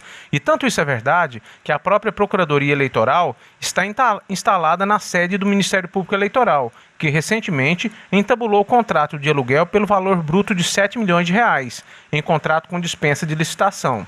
Ademais, não se atentou para a qualificação do imóvel, tampouco para o projeto a ser desenvolvido no centro de distribuição, que possui natureza singular neste estado. Com vistas a recipiente manifestou pelo acolhimento da exceção, em virtude de que os fatos analisados em conjunto demonstram possível proximidade do cônjuge da magistrada com o candidato à reeleição e potencial interesse familiar na continuidade do contrato. É o relatório, senhor presidente. Faculta a palavra à doutora recipiente. Obrigado, presidente. Doutor relator, insígnios julgadores. A exceção foi oposta em razão de doações realizadas em 2014, mas não só essas doações realizadas pelo cônjuge da excepta, que era sócio administrador das empresas que fizeram a doação ao governador à época, o candidato à época ao governo, depois eleito, mas sim por uma vinculação e essa correlação com uma atual situação, que é um contrato de 9 milhões de reais, que foi de fato de locação e por dispensa. O que se alega é que o cônjuge da excepta tem interesse na perpetuidade, na continuidade desse contrato. Assim sendo, o artigo 252 do CPP diz expressamente, e faço a leitura aqui do artigo para que isso fique claro qual é a previsão legal, o juiz não poderá exercer a jurisdição no processo em que, inciso 4º, ele próprio ou seu cônjuge ou parente, consanguíneo ou afim, em linha reta ou colateral, até o 3º grau, inclusive, for parente ou diretamente interessado no feito. Então, o que a manifestação da Procuradoria aqui, inclusive, faria um esclarecimento, que é algo que foi trazido aqui à corte na sessão do Dr. Jackson Coutinho, de que são duas alegações de interesse da magistrada ou interesse do seu cônjuge. Por isso, a frase colocada aqui demonstra proximidade no último parágrafo da petição inicial. Tais fatos e circunstâncias analisados em conjunto demonstram possível proximidade do cônjuge da magistrada com o candidato à reeleição e potencial interesse familiar na continuidade do contrato, concluindo-se pela ausência de isenção da excepta para julgar processo que envolva o candidato. Então, aquela frase, doutor Ulisses, se não da própria magistrada, mas do seu cônjuge, e no caso do doutor Coutinho era se não do próprio excepto do seu irmão, é porque há duas possibilidades, de haver o interesse do magistrado ou, mesmo que ele não tenha esse interesse, de ter o interesse do seu cônjuge, ou no caso era do seu irmão. Então, havendo o interesse do familiar, isso já é suficiente para a sua suspeição. E, com relação à necessidade de liame, seria, por demais, até uma prova diabólica exigir que se tivesse algum liame demonstrado, algum caso específico em que foi demonstrado esse interesse. Porque, de fato, aqui é uma corte eleitoral e são inúmeros processos a favor e contra que são julgados e não é necessário o princípio da impessoalidade, da imparcialidade devido ao processo legal, juiz natural, exigem apenas que os jurisdicionados tenham a sensação de que esses princípios estão sendo observados. Então, nesse sentido, renovo aqui a manifestação pela procedência da presente exceção. Obrigada. Obrigada, presidente. Palavra do relator. Senhor presidente, em primeiro lugar, patente a competência deste regional para o julgamento do caso, conforme o Código Eleitoral, artigo 29, inciso 1, a linha C, bem como o regimento interno desta corte, no artigo 17, inciso 1, a linha O. Pois bem, no âmbito do Código de Processo Civil, aplicável ao caso, a suspeição deve ser fundamentada no artigo 145, que elenca motivos de ordem subjetiva de presunção relativa de parcialidade. Diz-se presunção relativa porque há suspeita de parcialidade do juiz. Se não oposta a exceção no prazo, o juiz pode processar e julgar a causa. Os motivos de suspeição próprios dos juízes do tribunal, dos juízes eleitorais, dos procuradores regionais e servidores podem ser arguidos por qualquer interessado. Anota-se que a exceção de suspeição tem que ser arguida após 15 dias do conhecimento do fato, sob pena de preclusão. No caso concreto, a exceção foi fundada em denúncia anônima, mas incorporada, entre aspas, por força de ato de componente do Legislativo Estadual. Demais disso, relaciona-se a fatos pretéritos, eleições de 2014 e contrato de locação com publicação em 12 de fevereiro de 2018, ao passo que a denúncia anônima aduz que muita gente sabe disso, entre aspas, porém só sobreveio na presente data. Nesse tempo, a recipiente já atuou a ESEPTA já atuou em outros processos, sem que tenha sido aventada eventual imparcialidade pelas partes envolvidas.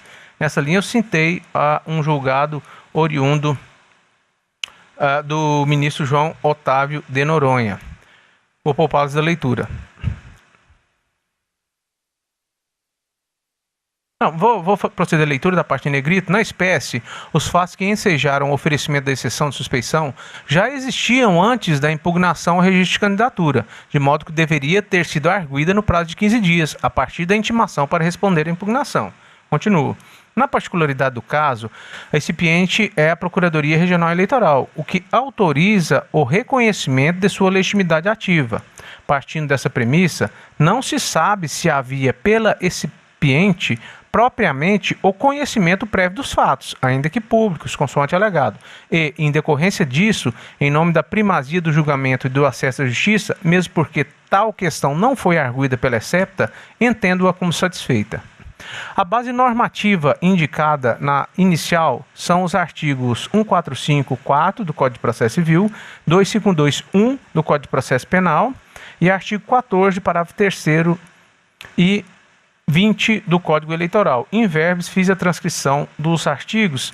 A doutora procuradora ela indicou assim, o inciso 4º do 252 do Código de Processo Penal, mas ele vai se subsumir na figura descrita no artigo 145, inciso 4º do Código de Processo Civil.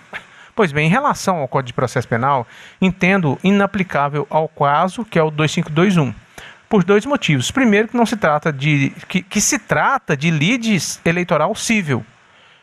Então ele é aplicável subsidiariamente, no caso é a lei processual civil. Nós estamos na lide civil. O segundo é que materialmente as hipóteses nele delineadas não se adequam à situação fática presente. Por sua vez, e já com observação que o 2524 está inserida no 145 do Código de Processo Civil, e o 2524 é do Código de Processo Penal. Por sua vez, o Código Eleitoral invocado, os artigos 14, parágrafo 3º e 20, assim dispõe. Está a transcrição para os senhores. O artigo 14, parágrafo 3º do Código Eleitoral expõe a vedação da participação do julgador eleitoral nos feitos decorrentes do processo eleitoral, que seja cônjuge ou parente consanguíneo ou afim até o 2º grau, de candidato a cargo eletivo registrado na circunscrição. Evidentemente, não se aplica ao presente caso. Por sua vez, a parcialidade partidária invocada é componente da fundamentação jurídica que dá sustentação à causa de pedir. Mas vejo que também ela não se adequa ao caso. Seu escopo é a preservação da imparcialidade como pressuposto processual, como elemento indissociável à caracterização da jurisdição no julgamento da causa. A parcialidade partidária é a tendência ou simpatia, uma preferência dos juízes com algum partido que está envolvido em julgamento.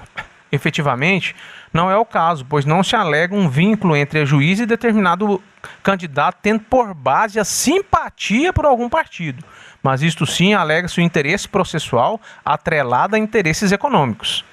Pode-se alegar que a situação se amolda reflexamente, mas isso a desloca para a suspeição mencionada no referido artigo 145, inciso 4º do Código de Processo Civil. Então, inaplicável o artigo ao caso subexame. No que se refere à exceção de suspeição, com fundamento no artigo recém-mencionado, os fatos alegados consistem em atos praticados pelo esposo da ESEPTA, Erivelto da Silva Gasques, que revelaria o interesse dela no julgamento das causas nas quais figuram o candidato José Pedro Taques. São eles: a doação de R$500 mil para a candidatura de Pedro Taques nas eleições de 2014 e o contrato de locação firmado entre o tio do esposo da ESEPTA com o Estado de Mato Grosso no prazo de 36 meses, cujo valor é de R$9 milhões. Analisando atentamente a situação, verifique que os fatos que dão suporte à exceção refere-se a um ato específico de Erivelto, o esposo, e outro, no qual figura um tio seu na qualidade de gestor, entre aspas, da empresa que pactuou o contrato com o governo do Estado. Em casos como o presente, é grande a subjetividade a permear a análise da situação, de maneira que se possa inferir que o liame entre Erivelton e Táxi possa influenciar na análise dos processos de Vanessa, a juíza. Não me convenci que isso ocorre. Em primeiro lugar, consoante observado, o esposo, na qualidade de empresário, fez inúmeras doações, pessoa jurídica, para alguns candidatos, dentre os quais Pedro Táxi.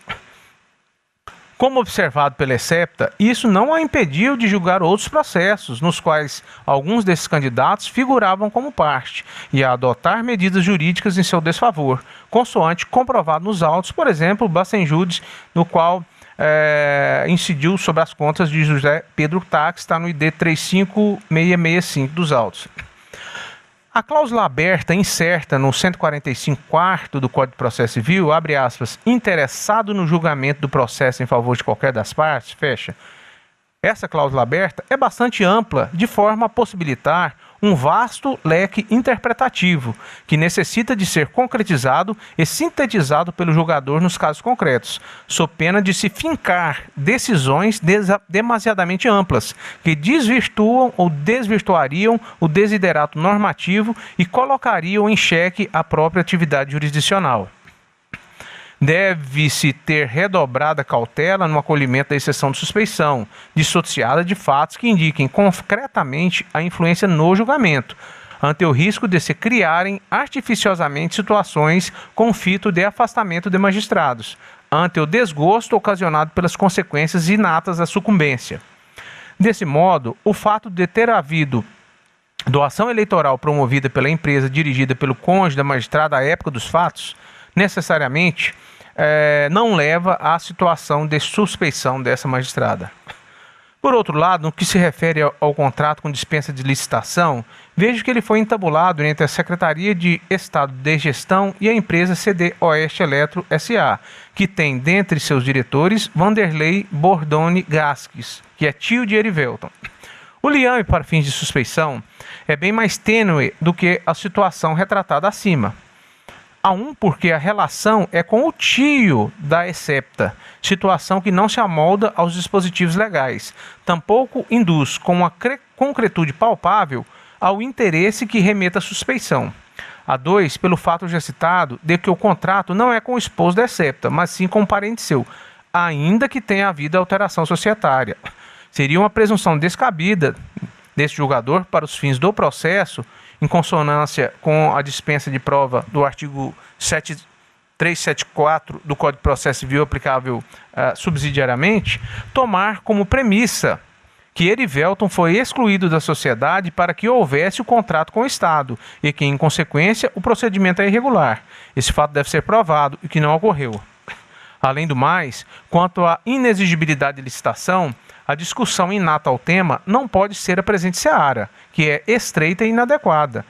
Isso porque extrapola os lindes do presente processo verificar se tal modalidade contratual foi adequada, mesmo porque há nuances que carecem ser dissecadas e há expressa previsão autorizativa do texto normativo específico, que é o artigo 24, inciso 10 da Lei das Licitações, que ele pontua expressamente acerca dessa possibilidade. Não se demonstrou de maneira mais palpável fato apto a retirar a isenção de ânimo da magistrada. Por isso, em face da não adequação das condutas citadas, de modo a render ensejo ao acolhimento da presente exceção, além do que não foram apontados fatos concretos de lavra da ESEPTA que justificassem o seu acolhimento. Por isso é de se afastar a possibilidade de procedência do pedido. Juntei um julgado aqui do Tribunal Superior Eleitoral. A parte em negrito, o Tribunal Regional foi categórico em afirmar não existirem nos autos os tais elementos de prova que pudessem, de forma cabal, demonstrar a existência de suspeição com base na aventada animosidade e inimizade. Vou poupá-los da leitura, mas a parte em negrito está à disposição dos senhores. Ante o exposto, senhor presidente, não acolho a alegação de suspeição. Prossiga-se o feito principal. É como voto, senhor presidente. O colega tem câmbio no voto para julgar improcedente a presente exceção. Dr. Luiz Aparecido Bortolúcio Júnior. Senhor presidente, peço permissa ao Dr. Ricardo, que relatou um processo. Claro que a situação fática é distinta com relação à exceção julgada dias atrás, mas me recordo quando o digno relator à época disse que não via no excepto nenhuma atuação que o ligasse ao partido ou a candidato que pudesse demonstrar um liame subjetivo para tal. Eu não eu acato integralmente e parabenizo o doutor Peleza, digno relator, pelo seu voto, e só gostaria de acrescentar isso, que a despeito de não vir à tona, mas eu não vislumbro nenhum vínculo pessoal dela com a atividade, mesmo que seja participando de qualquer evento, que demonstre um liame que levaria a se vislumbrar uma eventual suspeição da digna magistrada da hora excepta. Razão pela qual eu acompanho na íntegra o digno relator. Desembargador Pedro Sakamoto. Senhor presidente, da mesma forma eu não vejo nenhuma suspeição a respeito da nobre juíza doutora Vanessa. E, de modo que eu também acompanho o voto do ilustre relator. O doutor Ulisses Rabaneira dos Santos. Senhor presidente, eu não desconsidero a hipótese de se aplicar ao caso as disposições também do Código de Processo Penal. Isso porque, a despeito da demanda subjacente à exceção ser uma demanda que possui os contornos regidos pelo processo civil, no processo eleitoral como um todo, como sustenta a douta Procuradoria, é possível sim que surja demandas criminais que demandem, evidentemente, a atuação de todos nós, inclusive da excepta. Contudo, ainda que com a aplicação também do Código de Processo Penal, eu não vejo a alardeada suspeição por uma razão bastante simples. Primeiro, que as doações foram feitas em eleições passadas. A excepta demonstrou nos autos documentalmente que a empresa a empresa que o seu marido figurava como sócio doou também para outros candidatos, em que inclusive ela proferiu decisões contrárias a esses outros candidatos, e citou expressamente aqui o caso do senhor Pedro Henry, né? Com relação ao contrato, o que observo aqui é que um contrato de uma empresa cujo tio capitaneia com o estado de Mato Grosso, um contrato feito por prazo certo, prazo de 36 meses, de modo que o estado de Mato Grosso, vencendo este ou aquele candidato, não pode arbitrariamente rescindir esse contrato sob pena da ordem ser restabelecida através de uma ação judicial. Então, ainda que o Código de Processo Penal preveja que seja passível de suspeição um magistrado quando o seu cônjuge for diretamente interessado no feito, eu não vejo prova segura de que o cônjuge da excepta seja diretamente interessado neste ou naquele candidato, a despeito desse contrato de uma empresa, como dito, capitaneada pelo seu tio, né? Não é um contrato com prazo indeterminado, onde poderia unilateralmente ser rescindido, de modo que ele tenha as suas disposições próprias, estando protegido aquele que contrata de eventuais arbitrariedades, o que, a meu juízo, deixa os contratantes tranquilos, sendo esse ou aquele o gestor, o contido nessas cláusulas merecerá respeito. Com essas considerações, presidente, também, sem antes de encerrar, registrar que a douta procuradora demonstra a forma diligente com que atua, recepcionando uma denúncia, trouxe em termos serenos a esse tribunal, e o tribunal apreciando, faz com que eu tenha a absoluta certeza, que a condução dos trabalhos pela douta Procuradoria está em mãos corretas. A doutora Cristina tem demonstrado também um brilhante trabalho e não tem se furtado a trazer a esta corte aquilo que entende como adequado e como razoável, doa a quem doer. Tá? Com essas considerações, presidente, pedindo todas as vênias à posição da douta Procuradoria, eu acompanho o voto do doutor relator. Senhor presidente, eu desde logo digo que acompanho o eminente relator, mas também quero registrar aqui que louvo a atitude do Ministério Público, porque entendo que se vai ser procedente ou não é algo que o tribunal analisa.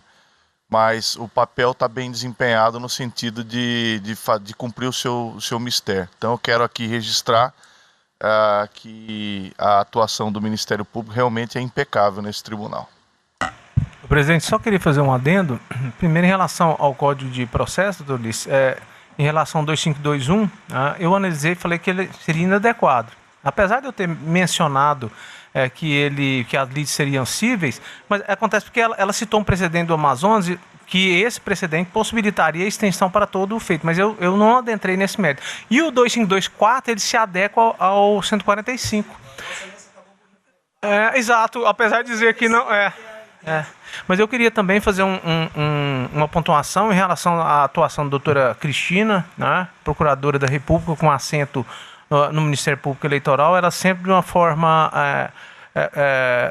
tranquila, calma, cumprindo os seus deveres, as suas obrigações, com lhanheza, educação, mas sempre bastante diligente e assertiva em todas as suas proposições, tanto neste plenário quanto na sua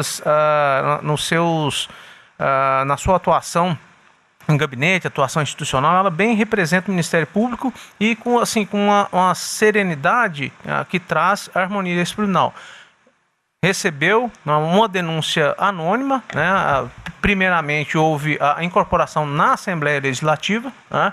Que remeteu, então, por obrigação de imposição do seu cargo, sob pena de descumprir os deveres para os quais ela jurou defender, ela teve, por obrigação do cargo, ingressar com essa medida, né? Como, senão, seria o membro do Ministério Público. O Ministério Público muito bem representado. Só isso, senhor presidente. Que eu queria Presidente, pontuar. antes de Vossa Excelência encerrar o julgamento, também gostaria até por justiça, né, dizer que eu me posiciono no caso específico e fico muito tranquilo em aderir à conclusão do relator, em razão da excepta ser a doutora Vanessa.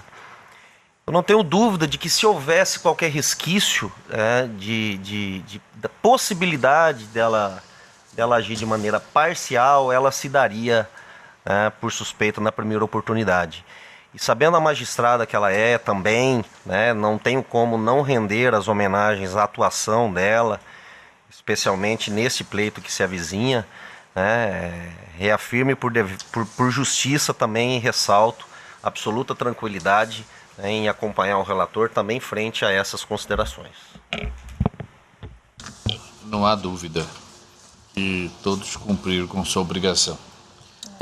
Eu solicito, proclamo o resultado. O tribunal, por unanimidade, julgou improcedente a exceção de suspeição nos termos do voto do doutor relator. Eu solicito ao diretor que faça a leitura dos acordos na presente sessão. Publicação em sessão. Processos julgados na seção 8.617, no dia 3 de outubro de 2018. Acórdão número 26966, processo 0600-944-11. Acórdão número 26967, processo 0600-316-22. Processos julgados na seção 8.618, no dia 4 de outubro de 2018, data de hoje. Acórdão número 26968, processo 0600-653-11. Era isso, senhor presidente. Eu agradeço, então, a participação de todos.